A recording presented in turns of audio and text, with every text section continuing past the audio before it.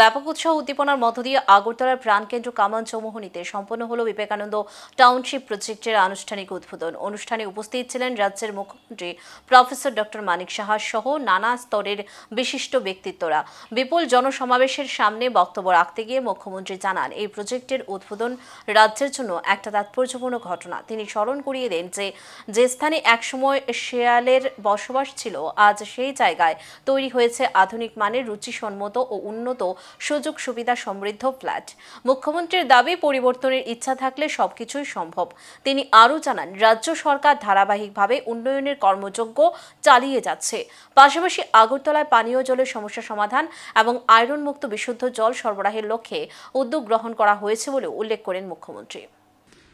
এখানে আমাদের যে মেইন উদ্দেশ্য টুডার, সেটা হচ্ছে যারা অর্থনৈতিকভাবে দুর্বল, যারা নিম্ন মধ্যবিত্ত বা উচ্চ আয় সম্পন্ন যারা পরিবার, তাদের জন্য যাতে পরিবেশ বান্ধব এবং মডার্নাইজ স্মার্ট একটা ফ্ল্যাট হয় এবং সাশ্রয়ী হয়, সেইভাবে তাদেরকে বলা হয়েছে। সে তার উপর জোর দিয়ে তারা যেন এই কাজটা করে।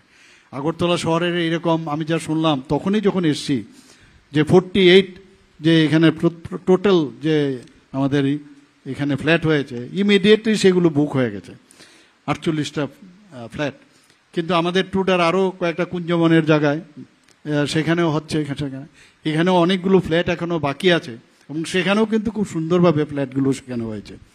আমি আশা করি সেইগুলোও কিন্তু বুকিং হয়ে যাবে। এখন মানুষের কাছে খুব দূরত্ব কোনো ফ্যাক্টর না, যদি রাস্তাঘাট ঠিক থাকে। আমরা রাস্তা এত সুন্দর করে বানাচ্ছি যে মানুষের পক্ষে, এবং সেখানে গেলে আরও যে কোলাহল থেকে একটু দূরে থাকা যায়, তো সেইভাবে কাজ চলছে।